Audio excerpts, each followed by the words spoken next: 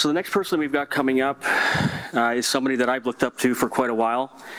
Whenever I want to think, how to explain a certain problem or a certain thing in Bitcoin, it's easy to go through his videos and he explains things so perfectly and so well. He's the author of Mastering Bitcoin. He spoke in front of the Senate in Canada recently, and it was something that got a lot of attention. I'm sure most of you have taken a look at what he said there. It's an amazing, amazing talk, and one of the first times, I haven't seen too many Senate hearings, but the first time I've actually seen them clapping and actually, really, really look on their face like we just listened to something really special. Andreas, author of Mastering Bitcoin, amazing speaker. And he's one person that actually has the chance to change so many minds. Going and speaking to governments and be able to talk in a way that makes things very simple and actually makes people think about it in such a positive light. Andreas, come on up.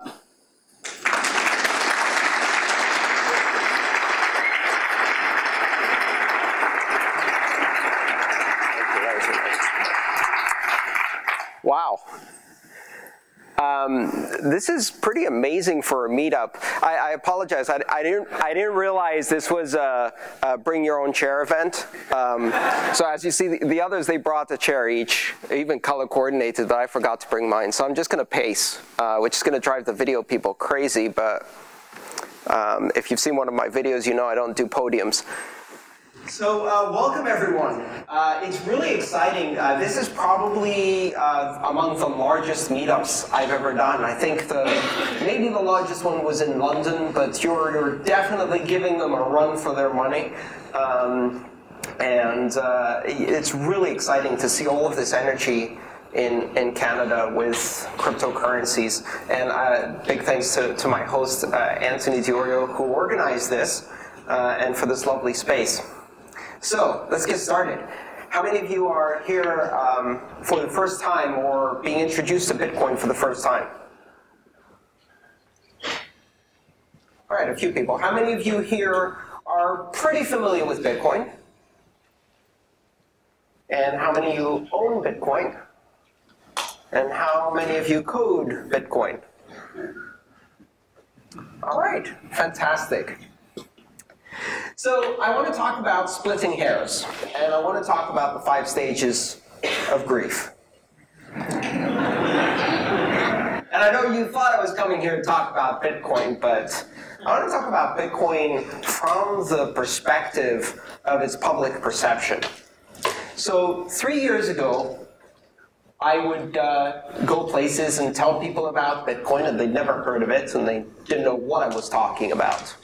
And so I wouldn't ask people, have you heard of Bitcoin? Because that was a silly question to ask, right? I would just say, let me tell you about something really exciting. Then a year later, people started hearing about Bitcoin. So if I was in a technology-heavy environment, basically if I was surrounded by geeks, I'd be like, well, have you heard of Bitcoin? And then gradually it started getting to the point where I could ask that question of, say, a taxi driver. Get into a taxi, have you heard of Bitcoin? There's this gradual transition where you see mainstream awareness and people start hearing about it. Now, of course, what they're hearing is not one of the most amazing technologies in decentralized consensus networks and payment systems ever. What they hear about is drugs on the internet, right? So have you heard of it? I was at a conference talking to people about Bitcoin. And if you say that to the average person on the street, they're going to look at you and then they're going to take a very subtle but firm step away from you, just in case you're going to, I don't know, throw cocaine at them or something.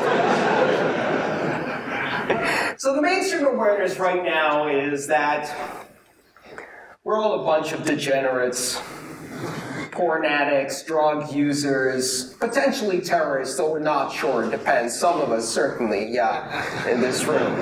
And this is the mainstream perception. This is the first stage, denial, right? And denial happens with all innovative technologies. It's that desire to dismiss change, especially if that change is strange and scary. We were talking about banks recently and the media, and what we're seeing now is they've moved from denial to anger. So angry about the terrible things you can do, right? Because Bitcoin is all about, now it's all about funding ISIS, right? So who here has contributed to ISIS recently? Okay. Sorry, I raised my hand there because, you see, I pay taxes in the United States. And I don't know if you've noticed, but ISIS is driving M1A Abrams tanks and Humvees with the American flags hastily sprayed off. So, strictly speaking, yes, I have funded ISIS through the US Department of Defense in US dollars by leaving behind a lot of nice equipment and pallets of dollars and things like that. And when I fill up my car and that money goes to Saudi Arabia, I also fund ISIS that way, so oops. But I'll tell you this, I've never funded ISIS in Bitcoin. So let's keep that straight. But that's the kind of question that comes up, right? So we've gone from denial to anger. Now, it's not just that we don't want to hear about this Bitcoin thing because it's strange and weird and possibly young people are interested in it, but because now it's scary. So we need to emphasize the scariness. And so now you don't speak about Bitcoin in polite company. Have you heard about Bitcoin? Oh, no, I'm not getting involved in that kind of stuff. So that's the second stage of grief, anger. Now we're moving to the third stage of grief, and this is the most really exciting because this is where things get really silly and fun. And this is bargaining, right? Bargaining. So you start off with Bitcoin is irrelevant. Then Bitcoin refuses to die for 3 years, so you can't say it's irrelevant anymore because it's worth $10 billion at some point, it's traded all over the internet, people start getting excited about it. You know, 500 startups, $500 million in investment, that doesn't sound irrelevant anymore, so you drop that storyline, you go to anger, and so it's not irrelevant, it's dangerous. And now we're moving to bargaining. So now the new line is, well, the blockchain technology is really promising. But Bitcoin, the currency, that's just weird and volatile and you don't want to touch that, right? So we're splitting hairs. This is the third stage of grief, bargaining. And this is becoming the meme of 2015, because now a lot of companies are trying to do this triangulation, trying to split hairs, trying to say, well, we'll take a bit of blockchain, but you can leave that Bitcoin stuff behind. Have you started a Bitcoin research group? Oh, no, we don't do that stuff. We've got a blockchain research group in our bank. And we're studying blockchain technology, so we're bargaining. And this is really hilarious because the first thing it reveals is that they don't really understand Bitcoin. You can't just cleave off the blockchain technology and say, oh yeah, this is revolutionary, because it's not. Blockchain on its own is not revolutionary. What do I mean by that? Because some of you are looking at me funny at this point. Why am I saying that the blockchain is not revolutionary? Because the blockchain is a ledger. Blockchain is a ledger. How old are ledgers? Thousands of years old. In fact, the very first writing that we have discovered around the world, on tablets, on stone, on papyrus, are ledgers. So if you have a page of papyrus, the very first page ever created, what do you write on it? You write how many goats your neighbor owns you, right? Or how many vats of wine you sold to someone, and that's a ledger. There's nothing revolutionary about this technology. Now, if you summed up all of the vats of wine on the first page of papyrus, and then you copied that number to the top of the second page of papyrus, now you're linking together these blocks of transactions. Well, that's a blockchain. And it's not really interesting technology. It's been around for ages. What's really interesting is a decentralized blockchain. Now that is fascinating. A decentralized blockchain with no central authority. A decentralized blockchain that does not have a counterparty responsible for recording information on that decentralized blockchain. That is astonishingly disruptive and revolutionary technology. That changes so many industries. But that's not what they're researching in the blockchain research department of the big bank.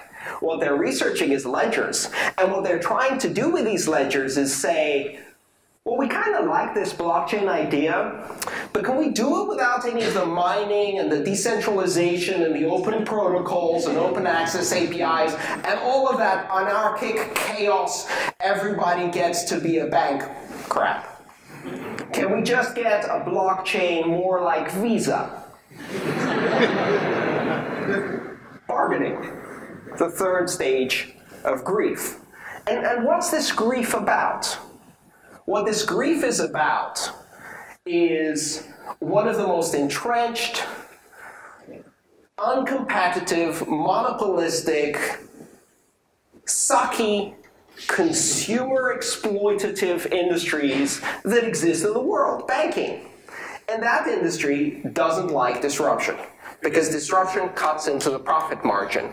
And Bitcoin is disruptive. Bitcoin is not just a bit disruptive. Bitcoin isn't just a, hey, maybe we're going to have some competition from the payment networks. Bitcoin isn't like PayPal, which they were able to co-opt and gradually morph into a baby Visa. Bitcoin refuses to be co-opted in that way because it has certain pesky characteristics.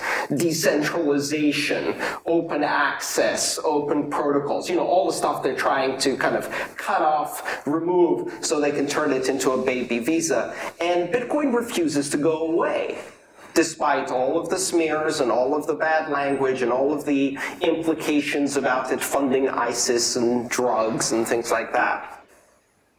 Bitcoin is extremely disruptive in a way that we haven't yet realized. And even the people who are into Bitcoin don't really understand what's going on here. Let's look back a few years. Do you remember the dawn of MP3? I actually heard about MP3 about 2 years before Napster came out, when it was an obscure protocol from the Fraunhofer Institute in Germany. And they designed this lossy compression algorithm that was really effective. And I didn't get it. I didn't see that this was going to do anything.